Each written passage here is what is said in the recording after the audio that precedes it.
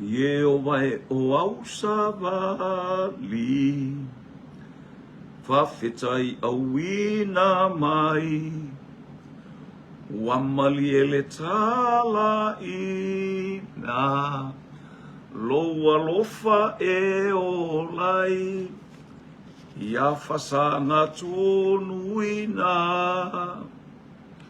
Loto umaya Yesu. Le ua whaile sauni ngā. E mawaile file mu. Whawhetai lau sauni ngā. Ia toi mawai se lelei. Ia talia le wha lelei ngā.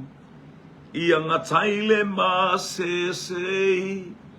Ia whasanga tonu ina. Loto umaya Yesu. Le ua whaile sauni ngā. E mawaile file mu. Ia liwa o mātou loto. E lumana mai lunga. Ia mangaloanga sala. A tangata pangota. Ia whasanga tonu ina. Loto umaya Yesu. Le ua whaile sauni ngā. E mawaile file mu. Whawhetai lo lava poto. Watala ina mai. Ia tutumu ai o loto. Ia ta ofi tonu ai. Ia whasanga tonu ina. Loto umaya Yesu. Le ua whaile sauni ngā. E mawaile file mu. Ia via na oilo mātou ta mali nei vai ngole aso. Au mātou pese maalanga ia te oilo mātou atua. Olo mātou malu a papa. Mātou te whaatai mea uma ua saunia mo i mātou. Ile nei aso atoa e vi ia mawhaane ne ailo suafa. Ele au noa tu mau ia te oile vi inga le wha manu ma le whaane tanga. Ia mātou wala auta mā, whaatasi mai e le mawhtanga lau whanau le nei vaenga o le aso. Anga le leila ua fio le i le Taulaga Afiafi. Oto i o mātou loto i o mātou manatua pea le i. Haleluia o le aso atoa. Mataini uma sa e manutia ma e pui puia i mātou. O mai alau upu le i. Mātou whasoa ai le lia whaima mea ai wha le nganga le lia mana aiora nei afiafi. Haleluia au mātou i eile Taulaga o vi inga ma le wha manu ma le wha ne tanga i ate oe. Whaaftaila upu, whaaftaila wanga le leo na o Yesu. Amen, amen, amen.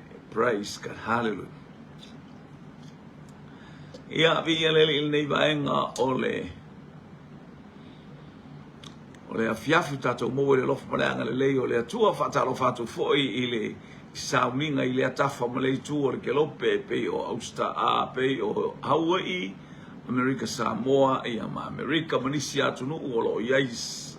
Hallelujah, lo langa ina ile manu malo le atua il nei aso au tatou whaftai i le atua o foi tatou mo ma le nei vaenga foi. Hallelujah, o whamnianga le atua il soifua mo tatou wola.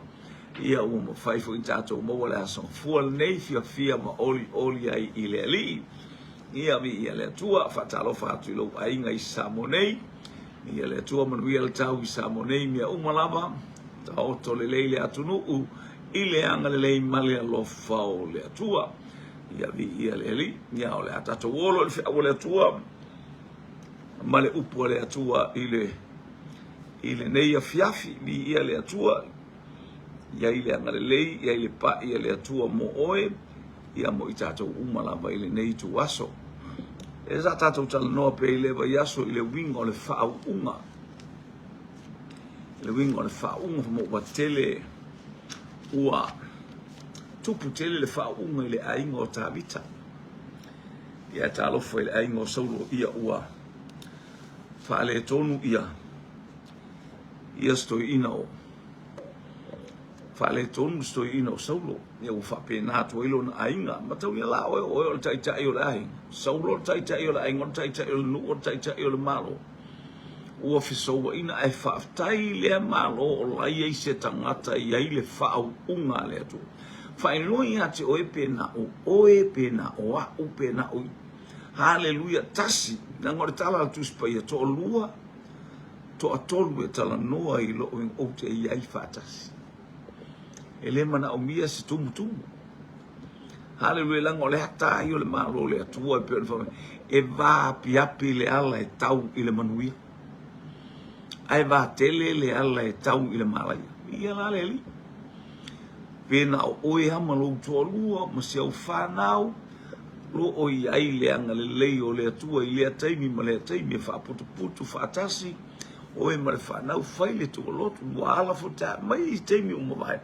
O nei o tātou mātua sa ili, i lea lava whaau unga sa ilunga o nei o tātou mātua. Hallelujah. E ala ua pepese le lotu. Ala tātou te momoea. La tātou te momoe ta talo i a whaamanuia i ate i tātou. Leo tātou wala mai e.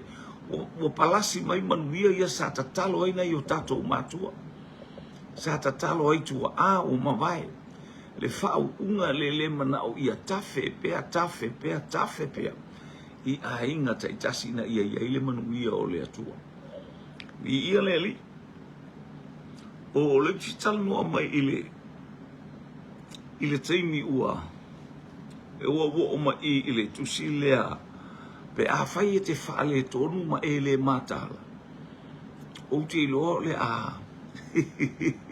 O le amotu sia le whau unga, whafuasei o na tawhea ese le whau unga. O na wa e tata lasi na whaitotoa i le anganga whasalawe. A o le whau unga wa iate oe wa iate i tātou. A whai foila na manua tangata o le whenga inga tuai. Sa e o fo iata vita lea te wawa e tui le sa uli tātou polkalam. E o lava iata vita. Le whau unga na tupu le aingo tāwita, nei uina, na iei le whasala, praise God, pēna iei me ua tupu, ua le matahala tāwita. E te le matahala loma o matahala i le whau unga. Ona whaafua se i lea ona tawhea ese le whau unga mai ate oi. A o nā whau unga e mo mia i tangata loto maua lalo, ma tangata moni lona salamo. Mana i loa e se le meo mana whaia ma fo i le atua. O tātou le te mini o tātou ia. O se wa inga e matautia o na waiate i tātou le whaamanu yanga le atua. O le palasi i fo le anganga pa ia i lungo le tangata sa ili. I lungo le tangata wa i atu i le atua ina ia i eilana whaamanu yanga. Praise God. Pei on tātou i loa le teimi na se i tāwita, praise God. O le te whia mwela le tusi lea ngalwengala wa apostolo i le teimi o lo whai mai. E maua e o tau le mana pe a fio i fo le nganga pai. O na whai le o tau mamoli mau. Fato a whai a oe mamoli mau, whai a o mamoli mau, praise God. Pe a whai e iate i tātou le whaau unga le nganga pai. O le tātou tal noa i le whau unga le nganga pa ia. Ma le mata ala o le tangata o le mena le tāte iloa i tātou te iloa ai. O lo o iai le anga le lei whasoa o le atua i lunga o lana whanau. I mta ngā luenga mta upue i le ngā luenga. Mta umomo anon wha upue valu e whapea. Ai maue o tau le mana pe awhio i fo le nganga pa ia i lunga i ate o tau. E whaifo e outou ma moli mau ia te au Yerusalema, mai uta ia umalawa, ma Samaria e o lava i tolu inga o le lalolang. Vi ia le li. E maua e outou le mana, O le upo Iesu o e whaino o uma maso o i tala mātai. Hallelujah. A le mele le taun whaatalitali iai. E taun whaatalitali se maua le mana. Nā le mana. O le whaau unga le ale anganga pa ia tātou te sava vali ai. Hallelujah. Wai wai mo le whaau unga. Wai wai mo le u ai whaau o se pele tai tai tu o se lango. O le ato le lango le ato le anganga le anga. Ai tango e whaau u le pou. Whaau u lo manua. Whaafangu. Pe tu wa whapeu a awele. Aia, ala ua umana whaau. O le ase me o whaau. E sau le lango e alo ese ai. Alo o le sola iwa ina sola ese le lango. O le ata le o le whaau unga ma le winga o le tala whai mai au tau te e atu le ti apo na sola le. O le saula te tu le whaau. Remain in the anointing of the Holy Spirit. Then the devil flee. Then the devil run away. A tātū lai le whaau unga ale. A le atua ma le whaau unga ale anganga pai. E sola le anganga le. O le whaatu sa i lango le anganga. Le winga o le anganga le. A mai lo le whaau ulo po tulo. Whaau ulo lima le i ele manua. Ia le lango le mea. Yo e taimia. Se vai lai ta mai ti po fea he ta pare pare ta mai ti al fai wa uma fangu o la tino. Ko e a fetu o se lango. O le ata na o le whaau unga ia te oe ia te awai sea. Langa e le ma faina sao mai se ngānu winga e lama mai oe le nganga. Sau le lango. Alu o le pito la a fai o le fale le fata fale ke o. E alu le pito le. Esto e foi mai ale lango le manu ale. A foi mai le lango ale sa i le fafangu. Alo. To e alu le tu le. A to e foi mai le lango ele un me hasta me le se to e foi. Alu le tu le la yo. To e sa a to e sa o la ye ale le malo si o fangu. Alu le tu le. Tu vai. Stemi sa na sawa o lo ele lango. Wa toi tu o tu mai lese me run away same as a devil. Pa penale ngangale anga. Tuli ya o te loa e saulo le na maua lo le upua Jakopo. Te e atu i le ti Apolo ona sola ile. Ia leli. Ono mia tatu tu i le whaau unga le atua i teimi uma o le anointing. O le whaamanu yanga le ngoa e mea whaale kongu o mai lea teimi. Ma lea taimi ma leitu lao le aso, ma leitu lao le aso.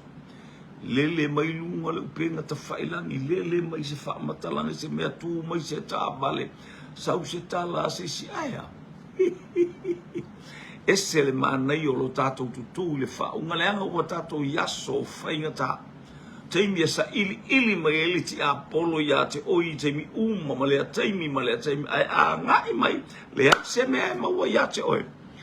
Then he'd flee, run away. Ngalu ke sele. Ele auni o tatu ua se ama no, a ua tate tu ua se ama no e tas. E sao mai e ilia nganga lea. Tatu tu le whau unga lea tu. Hallelujah. Tu ai tā vita. E o tau mai tala ia tā vita.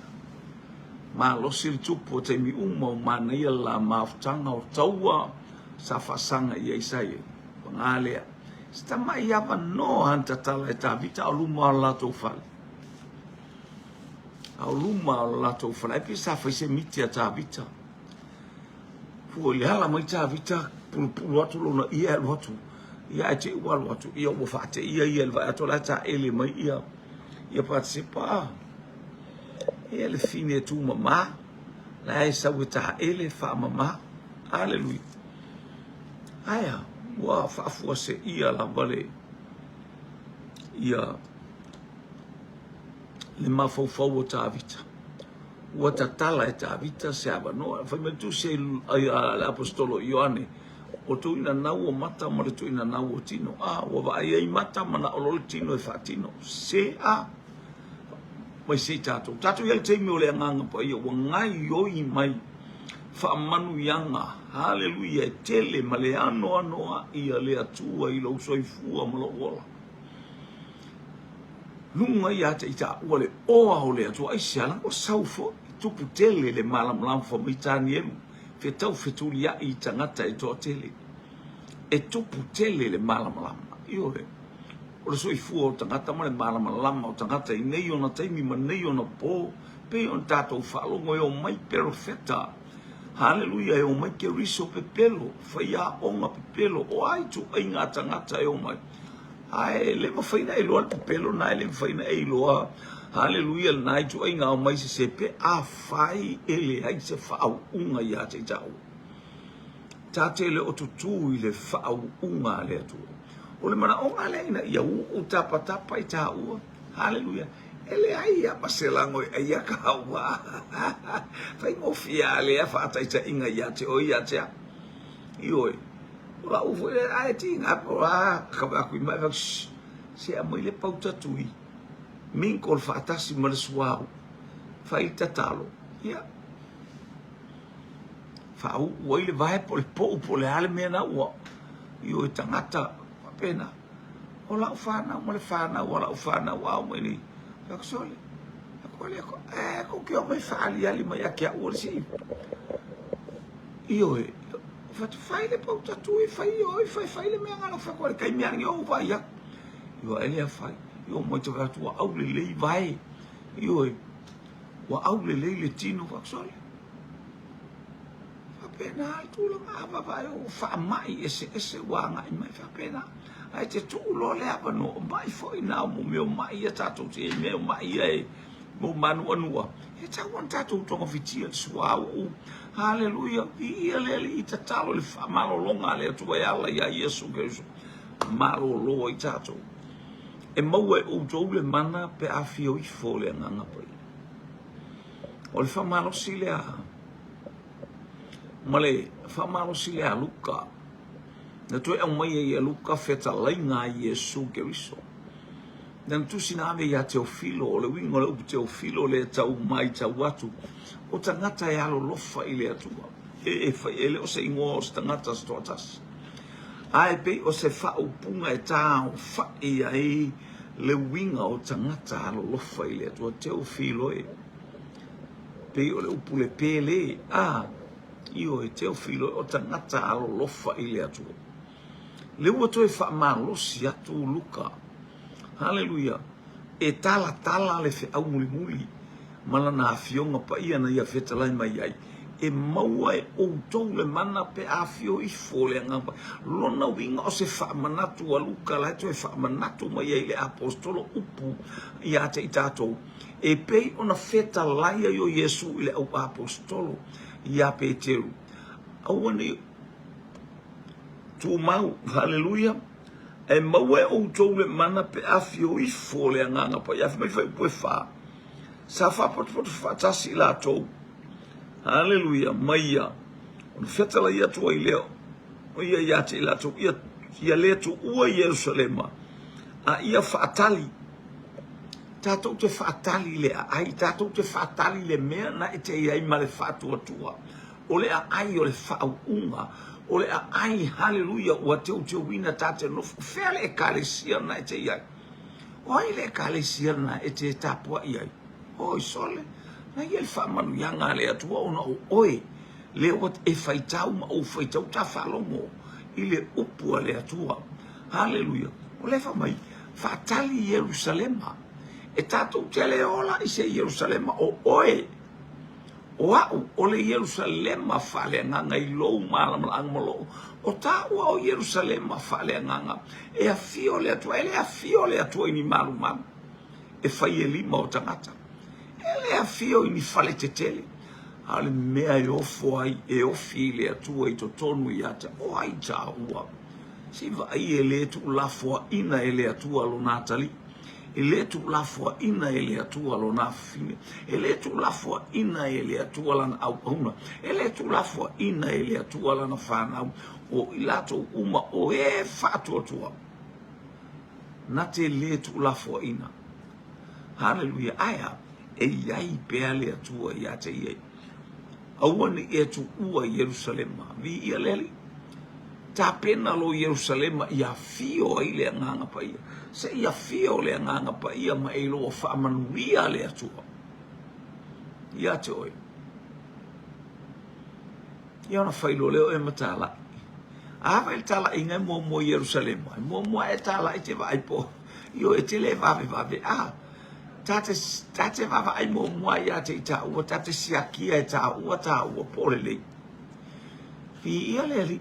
Ona ta pena i lo le ta folaunga. Hallelujah ta watu anga ifia iu teia. Le o si atu. Io lo le o lo ta pena. E whamanu ia i lo tolua malau whanau. Le ua mai na Yerusalema. Ua mai ua tupu le nu o Yerusalema. O le o tatou. E tawhia toa i tatou ainga. Ioi.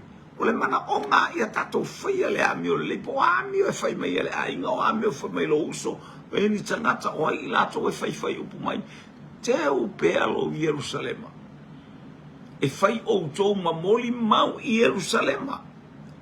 Mai utaia ina ia tau atua i le moli mawino le afionga le atua. Male le leo le tangata na whaia le mena ia te oe. Hallelujah. Hallelujah. E te le mua e alu. Wa malo lol ma i ole.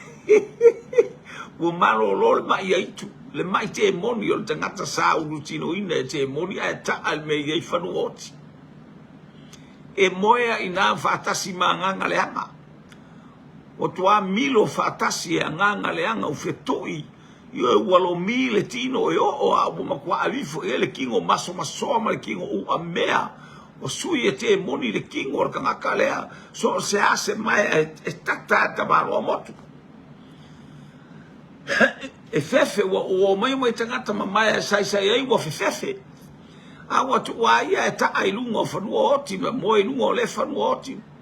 Awa tu tatonu ane ia le sao Iesu o le whi au le tatauna o i.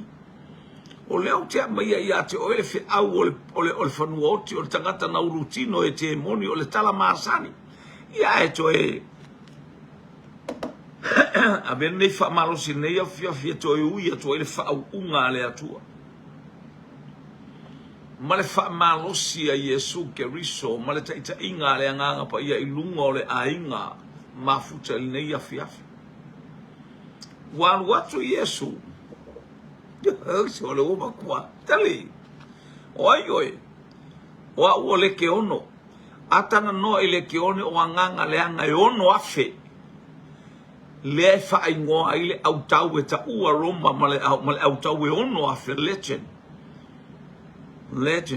o tangata e ono afe tangata na alfasioti tangata alo la tou taunu unga o la tou le matata o isi e mwhaina tai mai o isi e mwhaina fusi o i e se matata a o tangata ia ili mele na re kipi a unu o le alako ai ngā ioe e ta ua la le au tau lea hallelujah wha sasa lapa leolanga e ta ua o le ke ono e ono a feala le numera e tau Iesu pe e wha ui tala whaena ia o le wingo le tala o le wha unga e a mata ia te oe manuia lo uolanga manuia la uope manuia stasio i au tafa ioe fa pena tanga vai po istangata manuia lo na olanga ona hallelujah o le wha manuianga le atua i lungo lo uolanga langa o le winga lo le tala a mata Yerusalema lea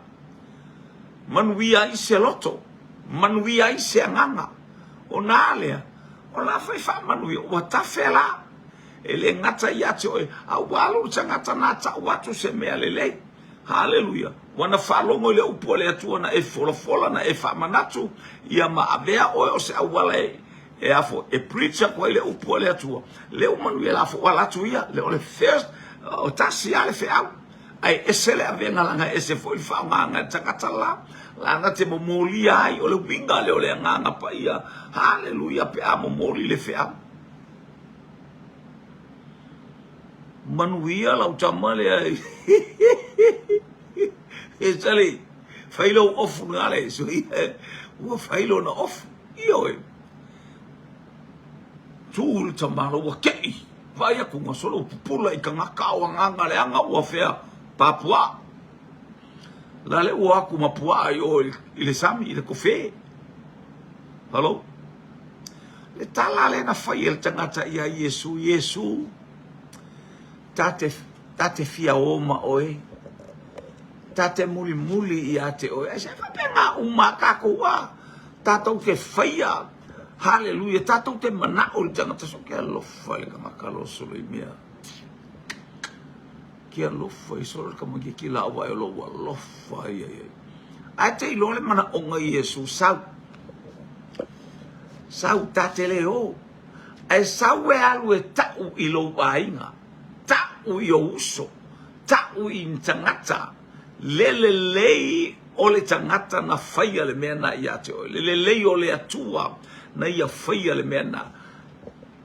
Moli mau e whai o tonga, moli afio ifo le anganga pa ia, e whai oe ma moli mau I Jerusalem o lo tangata, I utaia wa waku le kalaanga, lea.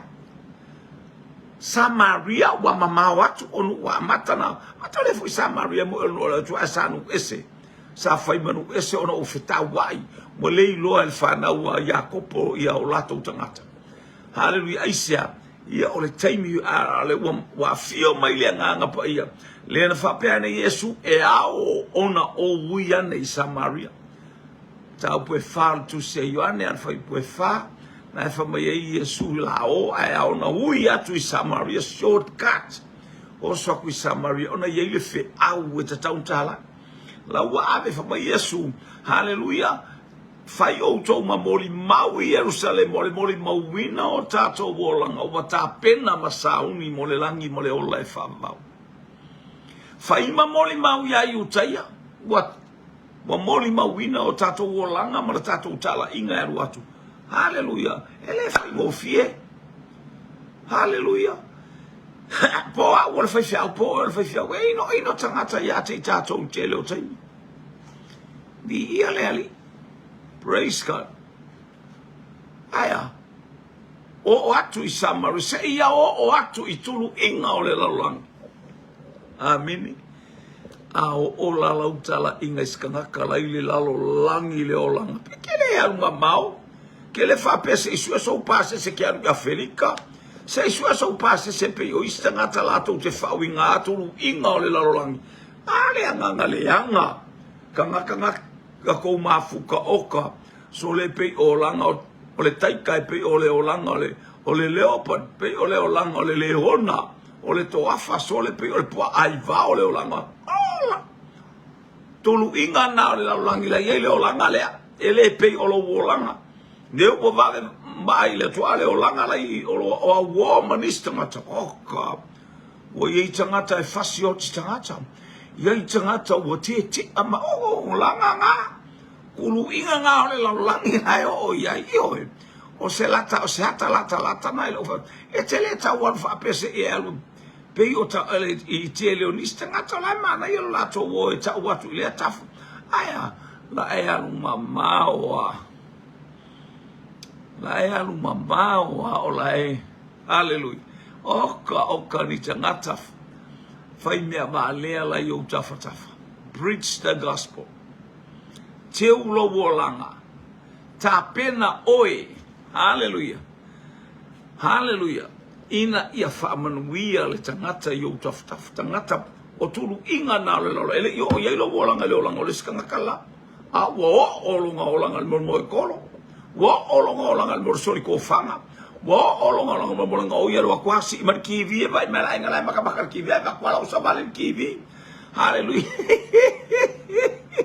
hallelujah ela tuana pango tau ma TV masawa ma yer TV ala maka ko kali ele ko rambo ala wa ba ko ka wa emole ka rambo wa mama esa ai ar kivi la wa fa ala fa pe ala ko ola ko wol fa kivi ko inga o langa la ka o tulu inga o le lalongo o ia I mafau ma le anga o tanga.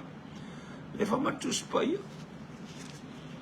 A fio I fo le nganga pa ia le mana onga ia maua o I le fa au unga le atu. Fama Yesu le tangata le. Te le mana o tate o esa wea lue tau I lo ainga. Anu e tau I au o. Lele lei o le atua na ia whaia mea I ate oi. Yo le fa peka ka po fele atua, le vea ka malo, le lenga whaia. Ha e se le mana ia. E se le mana ia. Ioi, o le te I leo ne pukane, so le te I vai atu. So le whama il tangata leo le atua, au ia le whama talama, o le aisa, au le atua I le langina te whama, a le whama kalama ia la ukama leo kangeru le miti. O le tala foi na ai a Josefa ia o lau fale po o me ole atu tupu ile yaso amuli ai mai le atua le ngo fa le fa pe afara o ia o le atua o fase e ifo a ko ia ai ko piko mangu uma haleluia le pule ai aya ia le atua ale o falo mo atu farao o le atua ale fa makala merka ngakale e ke farao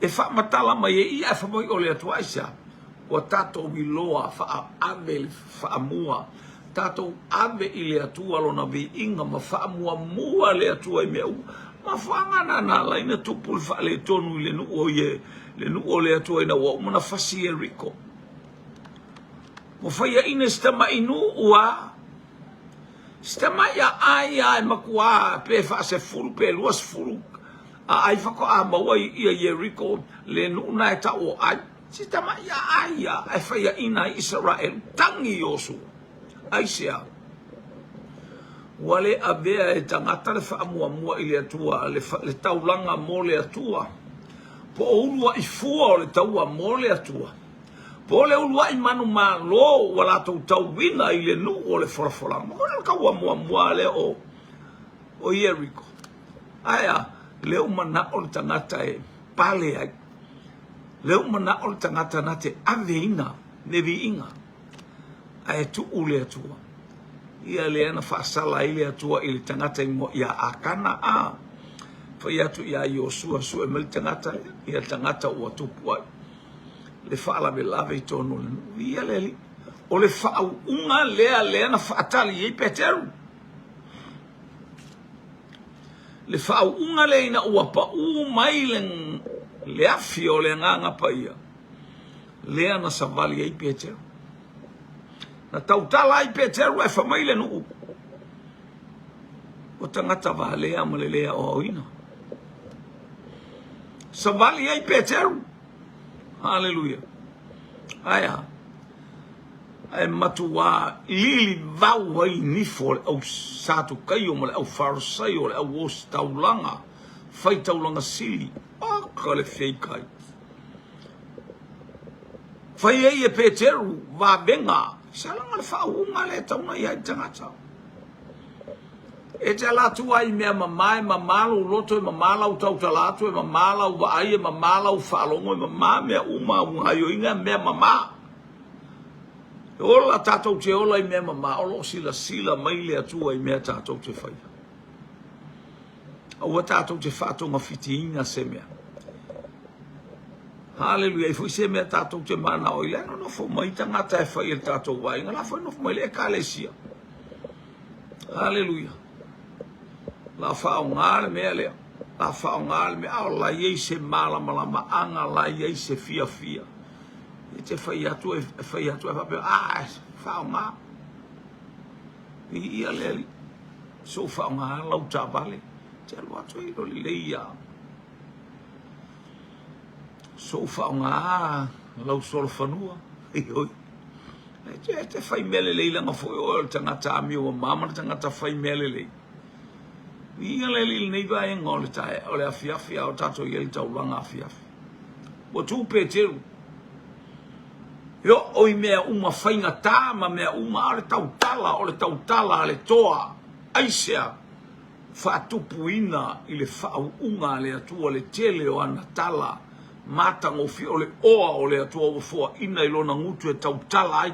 I lona mafau e mafau ai. Hallelujah o ana tala o ana tanga o ngai o inga umofumai o sili ea.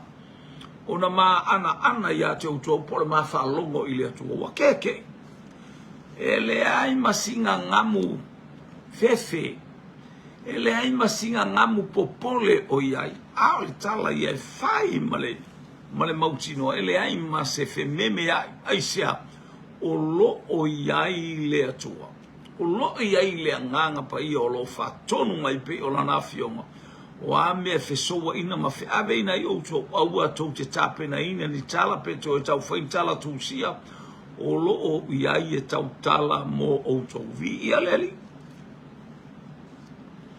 ele leile atua i taimi umalawa ele ai ngole atua tatu ye ni afiafi o le fa unga na tu wai pete matau tia yo o le anu le fale pui o le mea sua malia pete tatia tia i tono o le poto pe ia o taimi o ye le apostolo taimi o lo taita o kuka i ka le falo moksole bali sau o le vi inga ai sea malele mai ono le o le fa unga la ofu o le tamata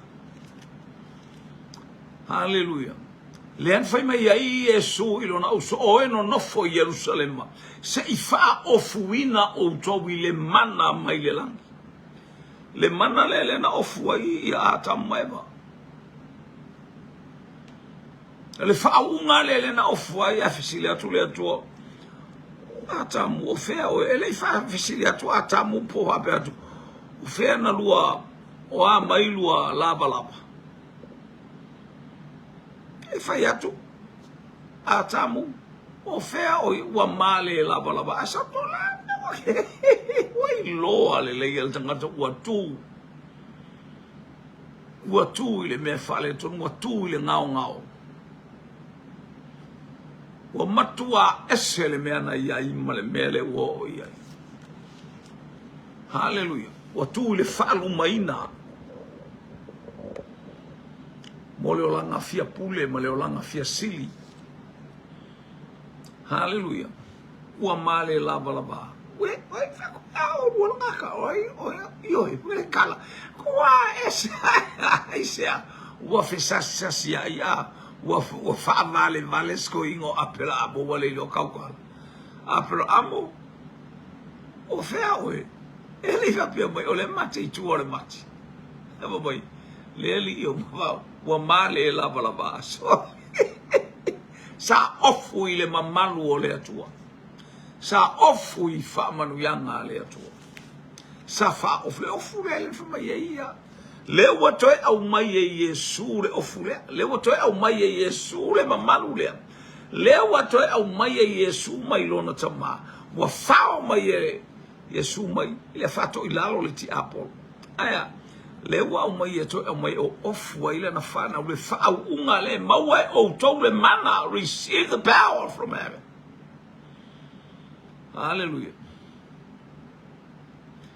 ye ile anga le o le atua tato te malo lo si le mana le tato te fa pean tato tu fa tu fa ile ataimi maleta so se me sa vali ai peter o tolu fa pui na ye peter hallelujah uma falpu alu peteru falpu na wa uma na fa malo loi peteru le fa fine sauti hallelujah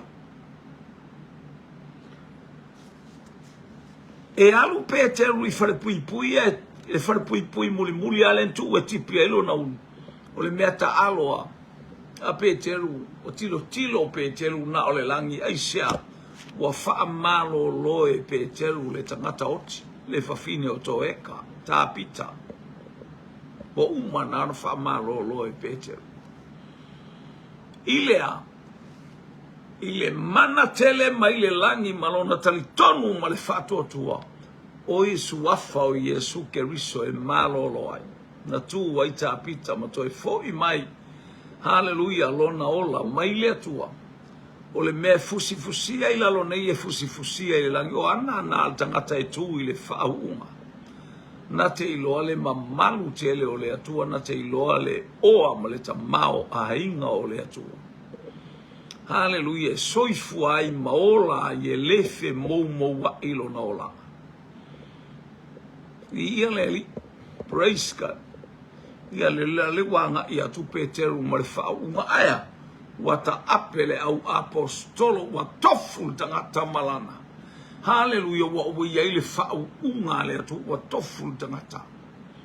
A ngā isa sae, a ngā isa sifo, a ngā i mātua, a ngā i tonga. O wale a veina o le fe au o le tala le leia le atua i le whaunga lo wainga o le mana unga o le atua i atano nofo i le whaunga.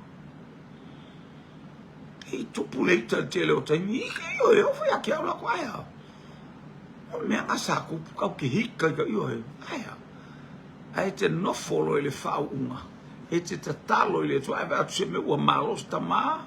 Alofa mai o te le mawhaia le mea atama, alofa mai la ufana utama, alofa mai lo utoalua. Ioi, fe soa soa ni mai o te mo o mia oe. O te mo o mia oe, e whamanuia le atua. E fio mai le atua e whamanuia ia, tamana e whetalai aise mea. Hallelujah, praise God. Bala au mai tamao o e ana e whetalai ia Jeremia. Bala au mai mea te tele, mea whaingata, mea tau te leiloa, tau te le mawhaia e angangata. Bala au mai, just call on me. E te whaia ia te imatou o e bala au i lo suafa. Te whaia pena i lea tua langalai, whama i lea tua ia Jeremia e bala au atu. Hallelujah, for I came and saying for you, honey, me for tata mana, if my vala awatu, vala awatu. Tato vala awolo so I fu ale atua. Lo fengao yo ya ile nganga pa ia ole atua I lunga ya te itato. Fa felo a imana unga o itato. Molana fa au unga I lunga o lana fana o e mata tau ya te yo. O e mi ngao maama ya te o e ana. Ai te ele atua I e fau vale. Te ele atua I e wha mawalunga. Ai fua inga le alofa tu noa I a te ilato oe wha mawalunga. Vi ia le wha au unga lea. Le mo mia tātou te soifua maolai. Wa tātou o iaso whaingata. Wa tātou sāpa vali iaso whaingata. E mo mia wha au unga I te langona I Hallelujah le si ufafonga o le atua. Oka ni leo SS. Ta tilo I lunga upenga ta whailangi I tala ta ngata ua ova. Makua I ova atua ioi. Hallelujah. O I tangata na mai a whaina I tangata ioi. I tala tangata. Praise God. O I tangata o lai no folele e a whaina ua tupua ioi. Wa leto e popole le tangata aisea ele o iai o tangata na hallelujah o e te I le atua malana whaatupu le file mu. Te iloa e ono me inosia, o lona fitu e sili na inosia e le atua. O le tangata e whaamase sei le vao le uso ma le uso. Penga ta whailangi le sauai. Sauai ai awale le o I tangata la te le tupulanga o I ai ana tala o sol tangata a le anga o mea umala I tuspa ia me o le tangata o ola wha walunga ola le whatua o ia lona olanga o so on halu lona olanga o tau tala mai hallelujah praise o to anga e alu le lotu to anga e mo alu ma I pai so le ala e alu ma le telefoni e whai mea I tono al falsaale le li poti ma le talanoanga I le stangata ma le stangata ma le stangata. E sa wai to tono al falsaale. Te fasa I tono mato e kalesia. Fasa o maua o e sau telefoni I ano na e le fia lea. Tu ula o telefoni ai fia whai telefoni. Tu ilunga. Au e te toi tu ilunga al falsaale fe alko fale whai au telefoni. Ele o I se no whanga e whai in telefoni. Ioi. Wao le stangata e telefoni mai a ioi whapea. E a ma sorry. A lai nā latu le lotu. Ele o alu e tapua I le atua e aba ailanga skai lia koe whapea ka sorry. O kua mai le loko a ke mua kua. Ele ai ma se mea na e alu I te tapua ai. Na olo walu e a e te tau whai e whai o e matangata te I le atua I au me whai tu tonu o le malu ma le whalasa. te lo pea ia te tātou le whaunga, tātou te no nofo, ma le aba, ma le mata, tātou te no nofo ma le mi ngao, ma le ana, baba ia tu i le atua, ni ia le li, anga le le atua ina ia le whaunga le ana mana, e mana o Iesu, ia te tōlana e ka le sia ua tātou ieni, ina ia mawhai ono tātou te e atu i u whana le olo le anga. Io tātou te e atu i mai leia le olo o anga i mai. Halea, olo taritālea.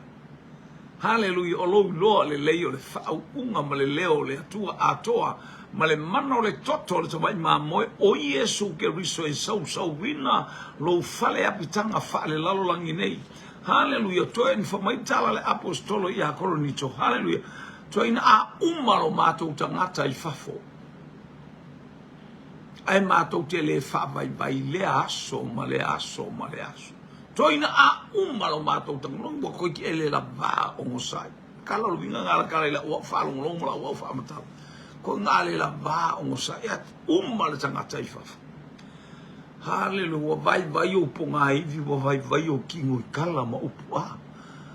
Aya, hallelujah. A ono whafo wina mo i mātou i lea taimi o le oa whale nganga o le atu. Whatali mo i mātou le mamafa o whamanuianga.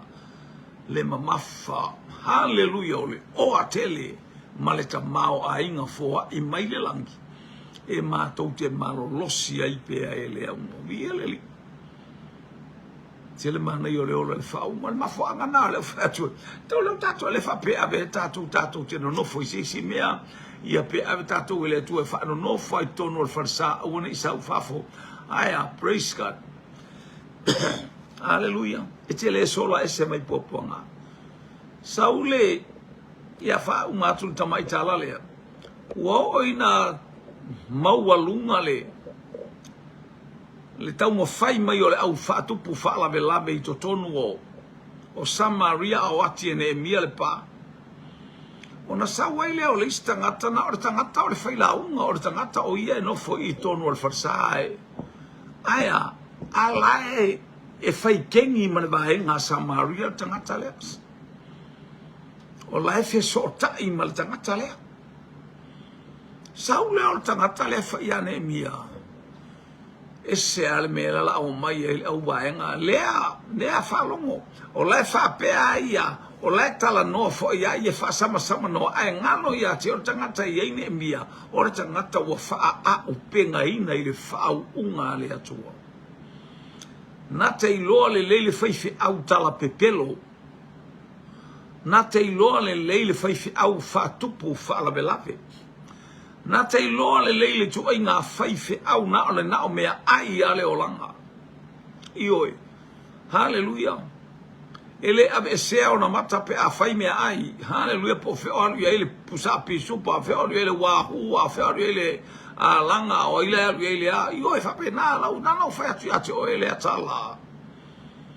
Hallelujah. E whai atu ana tala e pe ia ale mea fua ele whaalonga whamai. Ta o ile malu. Ta no foi. Ta la fela ngale la o mai le o baenga I o sofa. Ya ole ani me ole fa matalanga le sa ole ale pol mata o po no na sa le fa o punga le artangata. Hallelujah. A ole fa I upo e fa mata upo e fa la sa o fa pele tala ne mia. Na so o la male pa. Leanga na loto le nuku le ngaruenga. Wai vai la loko le nuku le ngaruenga. La fo awa ia tai o ne mia. A le wala kwa fa mai. O le la o mai e so sofa. Ana ko sofa. Wa uma la to tala fa mai. E sawa se alo peso sola. So sofa. Aya. A le wa o le tau fa leanga. Io e fa penale ui solo mai o le te apolo. Le o sau le tala pe o le tala manaia o la sau fa le mai me fa malo le so le ke lo ma kwa ke ia se wa nga o kala aka ma fa pe ia to sina to ia foi mai le o na tala mo tao le mal tala la fia tano no foi ele sau mai foi mai ne mia e sola e al tangata o le atua e pe o e sola e al tangata pe o au iluma o le atu o ke alu e o ke lafi ai wai loa e Neemia e alu fo i tangata le atau pe ala so solo pe ala pana fai le mele e uia na ele o mai tangata ala alu fai na iloa le lawa enga fa kwa ma o mala lafi a vale fefe le o ki o Neemia ai ava mai Neemia e sola e al tangata o le atua e pe yo o sa ke sola pe o sa we akile pa o ai fa ko ngua ngai me akwa o ai no fa ko ngua le pa o to yati mo Jerusalem na mai le atua o sa fa ngaru ngale fa o unga le atua tau talai fa mai na tele tangata na yo taf e o mai fa yatu le tala ma le upu ma le fa upunga ia to ia e matala ia o matala e atu mo lato winga mata mo fia e te sila fia lele ka se masa e sai le olanga mana ma me le te va ai lunga Facebook ai va ai la e fia lele mai yawe ala te tiro po balatu lua mafuta ai watu ya wa e lo le tali langa o le tangata o le famas o le whaupunga ma le whamasinonga le atua whalenganga. A descending spirit wa e loa le anganga. O Yesu Keriso. Hallelujah. O iana ia tape na ina ia mea uma mo i tatou iaso e ngatai. Hallelujah. Ai moli le anganga whamaroi le aingo le whatua tua ma o ainga i le atafa ma le itua le laulang. Penga ta whailang. Ina fo i tatou maua. Hallelujah, manuia o le atua mtato mafuta fia le ia afiafi. Tu mau le fau fo mai. Ai mau e outo le mana pe afio i fo le nganga pai. Upu fai so e fai fiau. La ngo so ai po afia po ngi la ngo le ia sanga o ma ko sa wa il mele. Ai pe uto tu ina atu ni yo tato va ai le wingo le fau unga. Tato te no foi. O to ina mai e Yesu lo tato matu pala ma mea uma tato te fola wai. Ina ia awane yo tato fe mea. Ma Yesu ne yo o mai mea nei. Ai o te le tau atu o tau whapele ai soli. Ke ia o mai a mele ai ia se whapea mai a Jesus. Ile mea lea. Ai whai mai Yesu o tau atu ia te o tau ne. Yo o mai a o tau tapena. Tama whamanuia lo ainga i upenga ta whailangi mana batu oi au whamanuia. Bala au lo olo alilo whaale anganga whaoloa ina ai le Taulaga Afiafi le ali ie le nei tuasu. Whamanuia i au tangata. I uatu mea umalama le ali ie mātou te whaia i louvi inga. O istasio e se mai whamaro loi suafo o Yesu Keriso. O ais fo i se tasi le li o whafsanga i male malanga le maliu ma le o tito tono o lona ainga wha whana ma whamaise. O puiana e au mai le li i lau whanau ina ia o mātou whaia i le ataimia tu solo o whiunga le manongi o le ola e o atu wai le ola. Ia whamanuia tele i le ainga o le Taulaga Afiafi le nei tu aso na i o mātou uso fo i e fo le lātou sila ma le mafuta le nei tu aso. Awane tu no ina lo wanga pa ia ona o Yesu. Amen. To God be the glory forever and ever. Amen. Manuia fainga malolongo le Afiafi. Ona o Yesu. Amen.